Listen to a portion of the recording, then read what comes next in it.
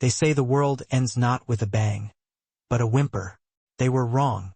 It ends with a scream you can't make, a breath you can't catch, and the sickening crunch of something vital giving way. One moment, I was just a ghost in the city's hum. Another face in the relentless tide of humanity, trying to outrun a past I thought was buried under years of quiet desperation. The next, the sky ripped open. Not literally, but close enough. The glass of the atrium above, 1,000 feet of architectural arrogance, didn't just shatter. It imploded, showering us with a rain of diamond-hard shrapnel. A concussive force slammed into me, knocking the air from my lungs, the world tilting into a kaleidoscope of terror. The screams started then. Not just one, but a symphony of raw, primal fear. Panic. Stampede. I hit the marble floor, my ears ringing, vision blurring, the taste of blood in my mouth. My hand instinctively flew to the locket around my neck, a cold comfort against the rising tide of pure adrenaline. This wasn't a random act of terror. This was targeted. I knew it. The shadow passing overhead, the almost silent descent of the black-clad figures rappelling from the newly created void in the ceiling, the chilling precision of their movements. They weren't after the diamonds in the vault. They were after me, after the information I carried, the truth I guarded. The chaos was their cover, the carnage a mere byproduct. I saw the glint of a scope, heard the distant crack of an untraceable rifle, and knew, with a certainty that froze my blood, that my time had run out. Every choice, every sacrifice, every moment of manufactured normalcy, it had all led to this. The game wasn't just on. It was over, and I was about to be the final piece in a very bloody puzzle. My name is Alex, and I just watched my carefully constructed life crumble into dust. The clock is ticking, and the only question now is, how many will I take with me before the final fall? The world turned into a kaleidoscope of screaming metal and shattered glass. Rain-slicked asphalt vanished beneath a relentless onslaught of centrifugal force, and then, the unforgiving embrace of oblivion. The car became a tin can, tumbling end over end, each impact a hammer blow against my very soul. Aurora. Her name ripped from my throat, a desperate prayer in the chaos. She was there, beside me, but her eyes, they were distant, fixed, as if peering through a veil I couldn't perceive. I reached, my fingers clawing at the air, trying to anchor us.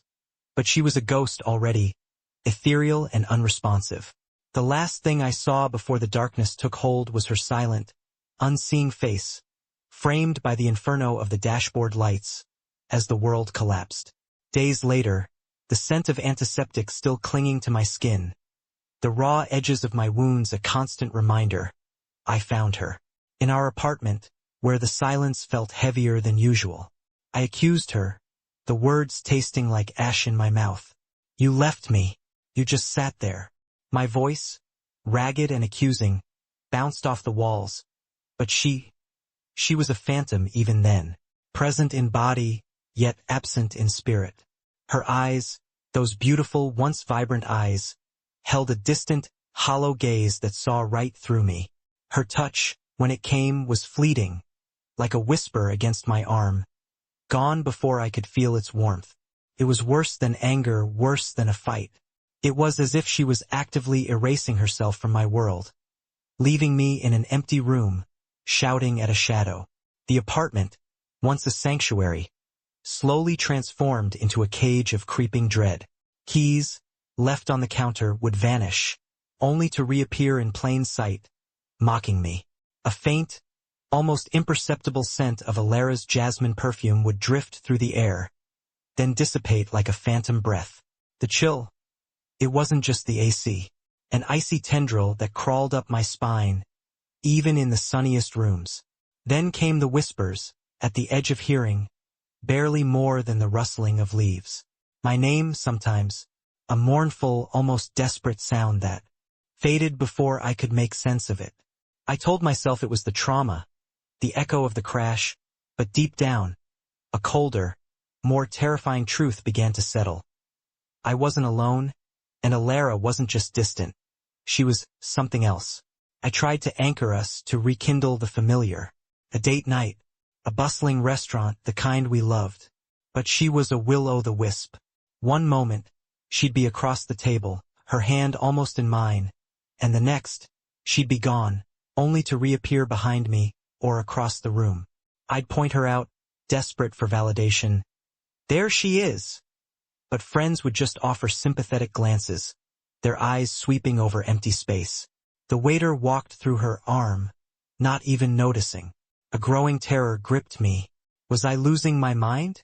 Or was she purposefully making me question everything, fading from existence right before my eyes? Her absence was no longer a betrayal, but an enigma, a terrifying magic trick I couldn't comprehend. Sleep offered no refuge, only fragmented nightmares that bled into the waking world. I scrolled through my phone, desperate for solid proof of her, of us. Old photos, once vibrant with our laughter, now began to glitch, Alara's face pixelating, twisting into distorted, impossible shapes, like a corrupted file. Videos played back, but her image would shimmer, flicker, then disappear entirely, leaving an empty frame. Voicemails, her voice etched into my memory, became static, just a hiss and crackle, until, faintly, beneath the white noise, I heard it. Desperate pleas barely audible, as if she was screaming from across an impossible distance. It wasn't just my perception failing. The digital world itself was erasing her, echoing the horrifying reality taking hold. I finally cornered her, my hands gripping her arms, not letting her slip away again. What is happening? Why are you doing this to me? My voice was raw, desperate, mirroring the confusion that had taken root deep within me. Her eyes, usually so distant, now swam with a raw, agonizing pain I recognized. Her mouth moved, desperately, silently, forming words I couldn't hear, couldn't comprehend.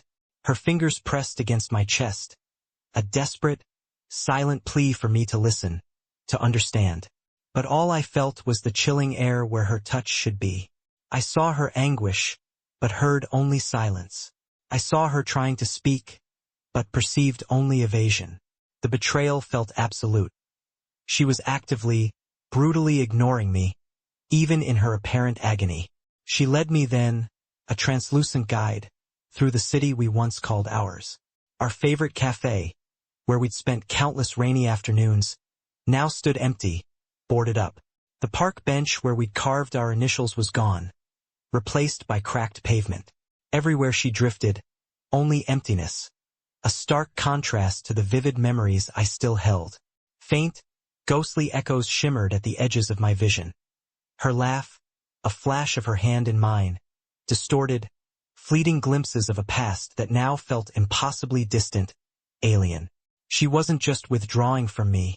She was withdrawing from the world, from everything we'd built.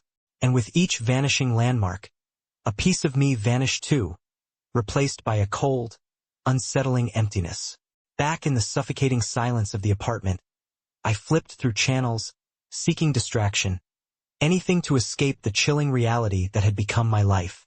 Static infomercials until a local news report flickered into focus. A familiar stretch of highway, rain-slicked and twisted. My car, mangled beyond recognition. The scene eerily identical to my fragmented memories. The reporter's voice, crisp and clinical, cut through the noise, describing the devastating accident. And then, the words that tore my world apart. A single fatality at the scene. Alara Vance. My name. Her name. The remote slipped from my numb fingers. The screen glowed, mocking me with the truth. Alara. Fatality. She hadn't ghosted me. I had been ghosted by life itself. The silent treatment, the fading touch, the whispers. They weren't betrayal. They were a goodbye. I was too broken to hear. A tragic truth revealed in a shattering broadcast. The world had cracked open, a chasm of raw grief consuming me whole. Standing before that freshly turned earth, the scent of damp soil and dying flowers choking me, I tried to grasp the incomprehensible. Alara was gone. My knees threatened to buckle. My mind screamed in denial. But the cold stone slab carved with her name was undeniably real. Then, A flicker, a shimmering distortion in the harsh sunlight beside me. She was there, translucent, weeping silently, her form wavering like heat haze off asphalt. My hand, trembling with a desperate primal need, reached for her, for the impossible comfort of her touch. But it passed through, an echo of a caress that found only empty air, leaving an icy void where warmth should have been. The truth, more brutal than any accident, solidified. Aurora was a ghost, and I was utterly, irrevocably alone in a world she could no longer touch. Back in the suffocating silence of our apartment, a desperate pantomime began. I scrawled notes on every surface, my pleas growing more frantic, hoping some stray current of her spectral being might brush against the ink, acknowledge my words. Aurora, can you hear me? Can you see this? I whispered, then shouted, my voice cracking with an unbearable ache. She hovered near, her phantom fingers reaching for the paper, her brow furrowed in concentration. A look of profound frustration etched on her translucent face. But the world remained impermeable to her. Her hand passed through the pen, the notes, the very air itself.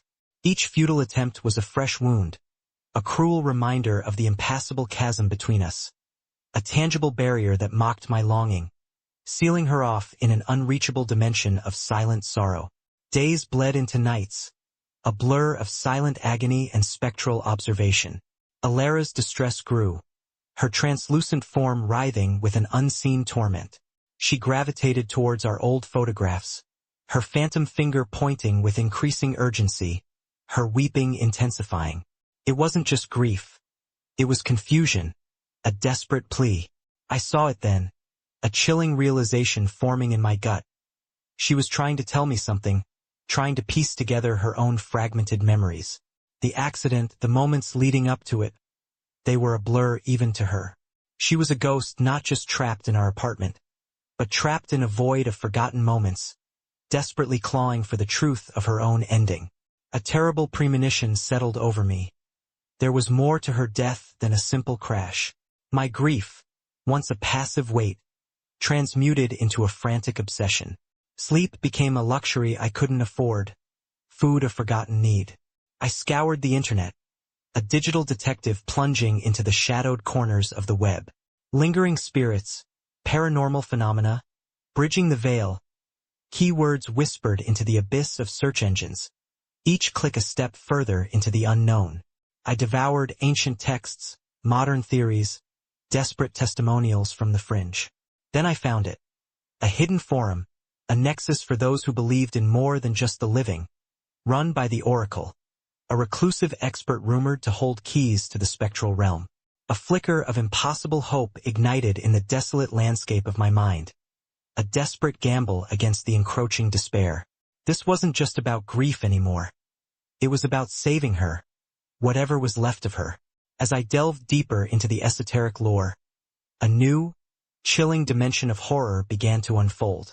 Whispers of unseen threats materialized into palpable dread. Dark, amorphous shadows, like blots of pure night, began to gather at the periphery of our apartment, coalescing in corners, clinging to the edges of my vision. Aurora reacted with raw, visceral terror, her translucent form recoiling violently, a silent scream of pure fear contorting her features. I felt it too now, an unnatural cold that gnawed at my bones, a malevolent presence that prickled the hairs on my neck. This wasn't just a lingering soul. Aurora wasn't alone. She was being hunted, stalked by something ancient and predatory, something that sought to claim her, not for solace, but for an oblivion far worse than death. The webcam flickered to life, revealing the Oracle, a man etched with the grim wisdom of forgotten things. His face, a roadmap of cynicism and hard-won knowledge, stared back at me through the screen. His voice, a gravelly rasp, wasted no time. "They're called collectors," he warned, his eyes holding an unnerving intensity. "Entities that prey on lingering souls, tethered to this side by trauma or unfinished business. They don't just cross them over. They consume them, force them into an oblivion far worse than death." He spoke of a fleeting window, a desperate chance to ground Aurora, to temporarily grant her substance. His words were a lifeline thrown into a raging sea, a fragile hope against an unthinkable fate. The stakes were no longer just her peace, but her very existence.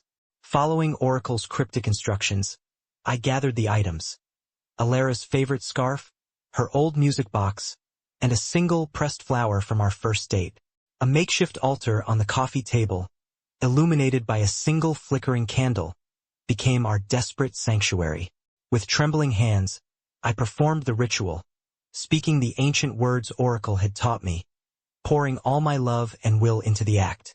Alara hovered close, her translucent form pulsing with an ethereal light. Then, a miracle. Her spectral hand, reaching for the small, silver locket I held, seemed to solidify for a fleeting, agonizing moment. The locket swayed, ever so slightly, a faint, almost inaudible chime escaping the music box. It was fragile, barely there, but it was real. A tear of impossible hope traced a path down my cheek. A small victory, a glimmer of connection, a defiant whisper against the encroaching darkness. The victory was short-lived, the fragile glimmer of hope quickly overshadowed by terror. A sudden, bone-chilling drop in temperature preceded it, a malevolent vacuum. From the darkened corner of the room, the shadows weren't just lurking. They coalesced, solidifying into a swirling vortex of pure, predatory darkness. It screamed, a silent shriek that resonated in my very soul, and lunged. The air crackled with invisible energy as the collector made its first direct, aggressive move, an unseen force attempting to rip Alara away. Her translucent form contorted, a silent scream frozen on her face as she was violently pulled towards the vortex. Instinct took over. I braced myself, pushing against the invisible current, feeling an excruciating, spectral feedback, a freezing grip that threatened to shatter my bones. This wasn't just a spirit. It was a physical war for her soul. The Oracle's voice, raspy and ancient, cut through the quiet desperation that clung to Liam. The collector is not merely a shadow, boy. It is a hunger primal and vast. Your simple grounding won't tether Alara for long. It will only draw its focus. To truly protect her, to fight, you need a conduit, an artifact born of potent emotion or ancient power, from a place where the veil between worlds is dangerously thin. A cold dread settled in Liam's gut. He'd envisioned a battle of wills, not a hunt for mythical relics.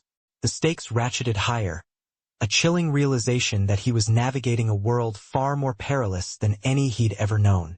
Every second wasted was a second Alara drifted further away, her ephemeral form a constant, aching reminder of the life they were losing. The Oracle's gaze, piercing and knowing, left him with a single urgent command: find it. The world blurred into a frantic search, driven by the Oracle's cryptic guidance. Liam pored over digital archives, cross-referenced forgotten texts, until a single image seized his attention.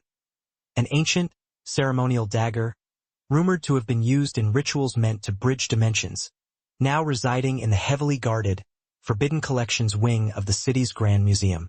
It hummed with the energy the Oracle described, even in a grainy photograph. Stealth was paramount. Under the cloak of night, Liam began his reconnaissance, Alara a shimmering, almost solid presence beside him.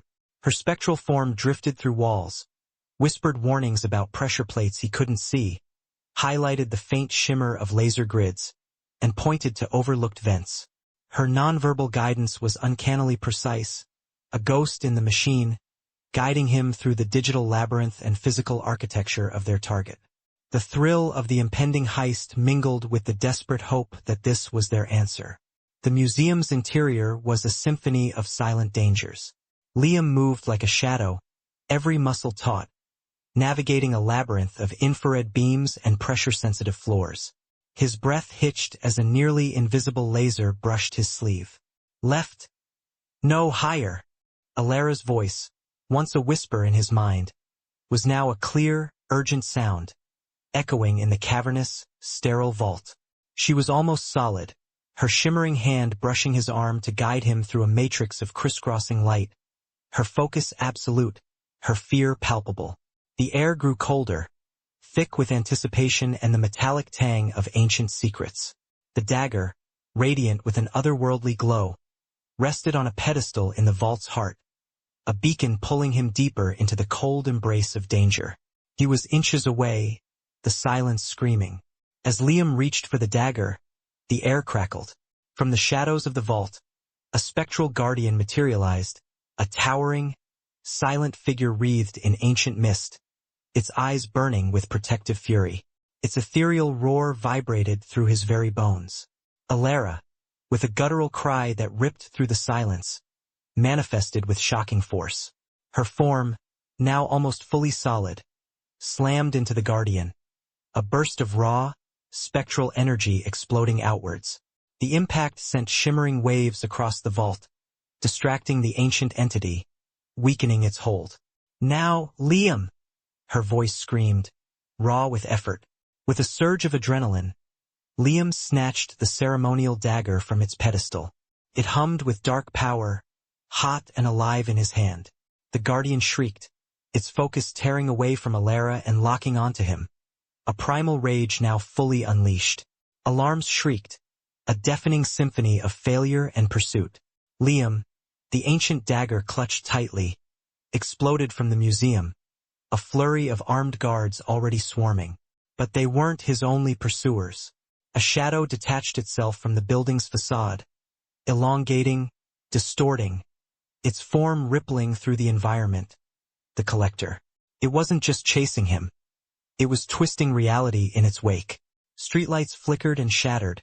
Parked cars vibrated violently. Storefront windows imploded with no discernible cause. Liam sprinted, the adrenaline a scorching fire in his veins, every muscle screaming. The collector's shadowy tendrils lashed out, narrowly missing him, phase-shifting through solid objects with impossible speed. He could feel its cold, ancient malice breathing down his neck, a silent promise of eternal torment. This wasn't just an escape. It was a desperate race against an entity that bent the world to its will. Gasping for air, Liam stumbled into the derelict shell of an abandoned church, its stained glass windows long shattered, its altar crumbling. Aurora, her form now flickering wildly from the strain, guided him with what little strength she had. "Here, the old ways carve." Her voice was barely a whisper. Desperate, Liam plunged the dagger into the dusty, cold stone of the altar. Guided by Aurora's fading memories and his own instinct, he carved intricate sigils, symbols of protection and binding, into the stone floor, the walls, and the rotting wood.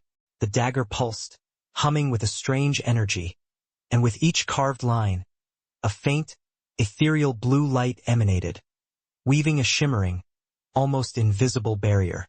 The air within the church grew warmer, more stable.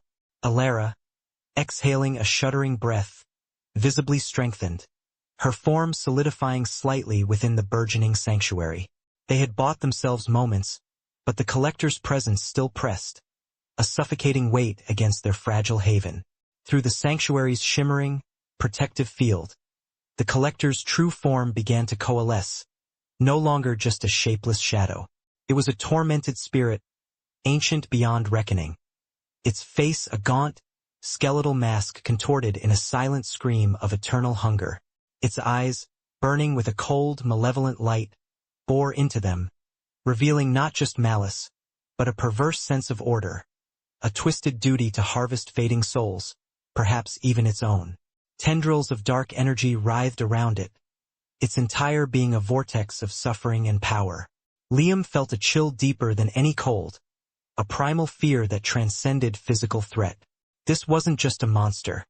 It was a cosmic force of sorrow and decay, bound to its task, inexorable. Aurora recoiled slightly, a shudder passing through her almost solid form, recognizing something in its ancient torment that resonated with her own ethereal prison. The sanctuary held, but the vision was burned into their very souls. Empowered by the sanctuary's profound energy and the ancient dagger's hum, Aurora achieved something impossible. Her form solidified further, a miraculous shift from ghost to near flesh. With trembling anticipation, Liam reached out.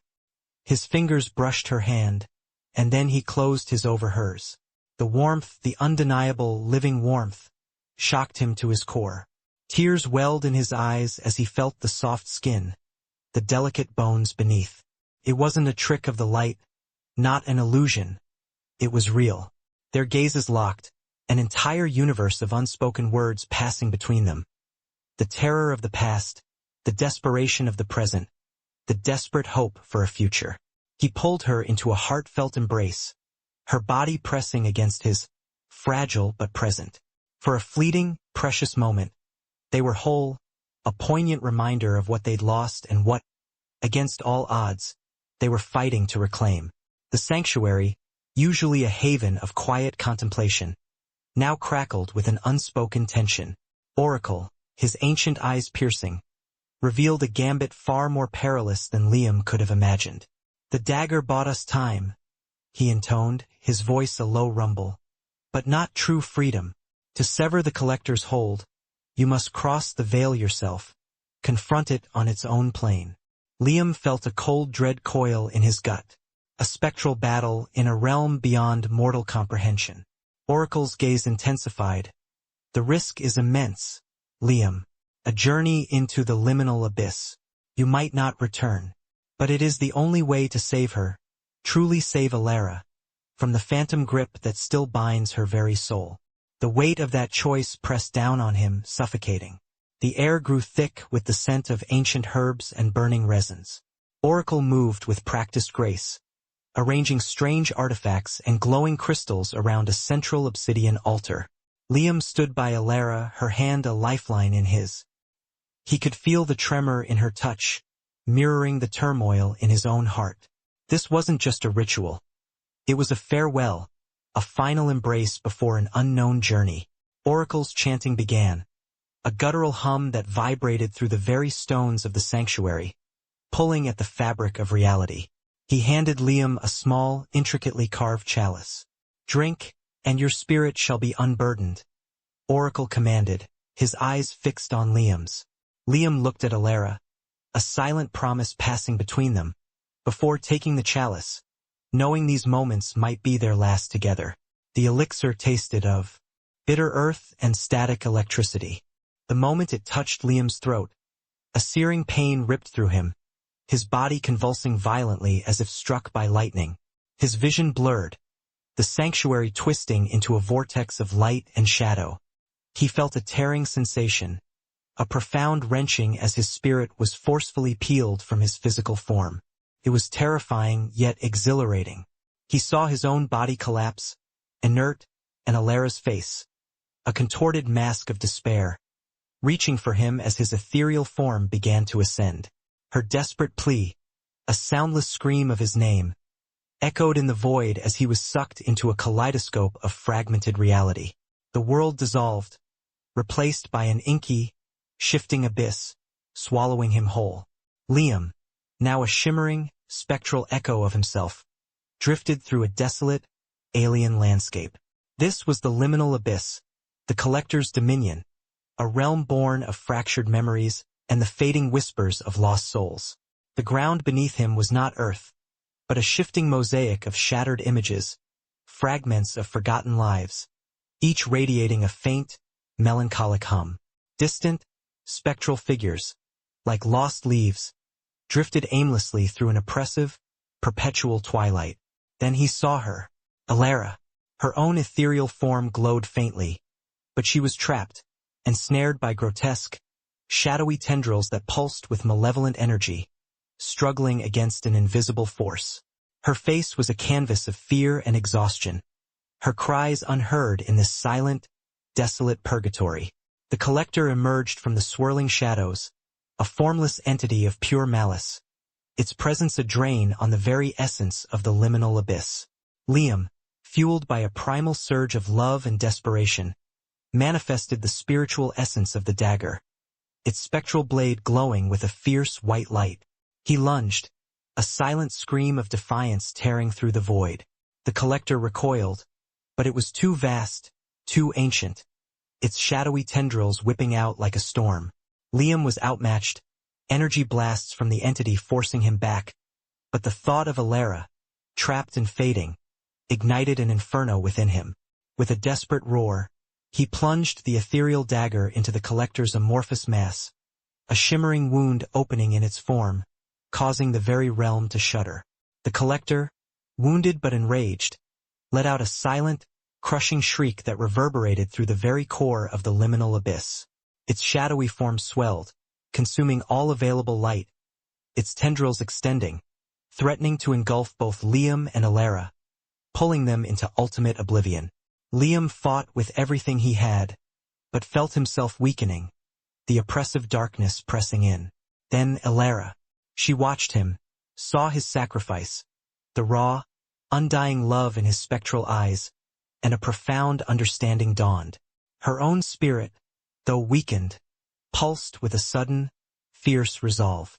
A choice, heart-wrenching and absolute, to embrace her own path beyond the veil, to sever the collector's grip, to ensure Liam's survival, even if it meant her own final departure. With a guttural cry that echoed only in the silent realm, Alara unleashed a surge of her remaining spiritual energy. It wasn't an attack, but a powerful, focused push. She radiated a brilliant, blinding light, creating a force field that momentarily repelled the collector. With every ounce of her will, she propelled Liam's spirit away, a silent, forceful shove towards the shimmering boundary of the liminal abyss. As Liam was flung backward, he saw her, a fleeting image of love and sorrow, her hand pressed to her chest, a silent farewell passing between them. The collector's grip shattered, its hold on both of them broken, but the act bound Alara irrevocably to the path beyond. Her light flickered, then faded into the vast, unknown expanse, a final, profound sacrifice. Liam's physical body in the sanctuary convulsed violently, his chest heaving as his spirit snapped back, a jolt of searing pain. He gasped, lungs burning, consciousness rushing back in a tidal wave. He choked, air tearing into his throat, vision swimming, before he finally managed to sit up, disoriented. Oracle watched from a distance, his ancient face solemn, unreadable. Liam's eyes darted around the familiar, yet now desolate, sanctuary. He searched, a desperate, silent plea in his gaze, for the subtle shimmer, the faint, comforting presence of Alara that had always been there, even when unseen. But there was nothing, only the cold, empty air, only silence, a profound, echoing silence that screamed of an absence too vast to comprehend, a future irrevocably altered. Days bled into an agonizing eternity within the sanctuary's hallowed silence. Liam, a ghost haunting a place built for ghosts, moved with the leaden weight of impossible truth.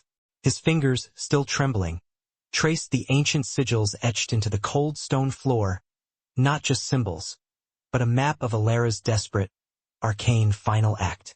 Her hand, a phantom warmth, guided his, the memory a cruel comfort. He saw her then, not as the betrayer, but as the sacrifice. Her fleeting presence in the wreckage, not an abandonment, but the ultimate tether, pulling him back from the abyss. The sanctuary wasn't a prison. It was a crucible, forging a new understanding from the ashes of his despair. She was truly gone, but in her going, she had ripped him from death's grip, leaving him burdened with life and an unspeakable debt. Weeks later, the world was a different place, not because it had changed, but because Liam had. The veil, the whispered truth of the unseen, now hummed a low, constant frequency beneath the din of the mundane. He walked through bustling streets, eyes scanning, perceiving the subtle shimmer at the periphery, the faint, cold currents that suggested unseen passages, fleeting presences. The car accident had not just broken his body. It had shattered the membrane of his reality, exposing a hidden layer. Alara's memory was no longer a stinging wound of betrayal, but a sacred echo, a profound sacrifice that had ripped open his senses. He carried her love like a burning coal, not a burden, but a compass in a world now brimming with new, terrifying possibilities, an adventurer on a journey he never asked for, yet could not escape. He stood before her grave again, the grass green, the stone clean, a stark contrast to the chaos that had defined their last moments. A single white rose, pure and fragile, lay nestled against the cold marble, a quiet offering. The wind whispered through the ancient trees, a mournful, knowing sigh. As he turned to leave, a wave of warmth, soft and undeniable, enveloped him like a lover's embrace. Then, the faint, unmistakable scent of her favorite perfume, jasmine and vanilla, ghosted past him, clear as a memory, potent as a living presence. It wasn't a trick of the mind, but a final, gentle farewell. Alara was truly gone. Her physical form dissolved into the earth, but her love, her spirit, her unwavering presence, had woven itself into the fabric of his very soul. He walked away, not in sorrow, but with a profound, eternal peace. The dust settled, not just in the shattered atrium, but in the ruins of my own making. He lay there, not a monster, but a man, broken, bleeding, his eyes still burning with the conviction of a madman. His confession, whispered on a dying breath, wasn't a revelation of grand conspiracies, but of petty jealousies, a thirst for power born from a festering wound. The truth wasn't a key that unlocked freedom. It was a blade that severed every last connection I had. The locket, clutched in my hand, felt heavier than lead, its warmth now a searing reminder of what I had lost, who I had sacrificed to get here. I looked out at the city, a sprawling beast indifferent to the battles waged within its concrete heart. The siren's wail grew closer, the red and blue lights painting a grim aurora on the broken glass. This wasn't a victory. It was survival, a hollow echo of a life that once held promise. The path ahead was empty, cleared of enemies, but also cleared of everyone I ever cared for. The price of truth was everything. And as the first officer burst through the wreckage, weapon raised, I met their gaze, not with defiance, but with an exhausted, terrible calm. The game was truly over. The pieces had fallen, and I was the last one standing, a monument to a war no one else would ever truly understand. The silence that followed was the loudest sound I had ever heard, the true weight of my freedom. What remained now was to live with it or simply to live.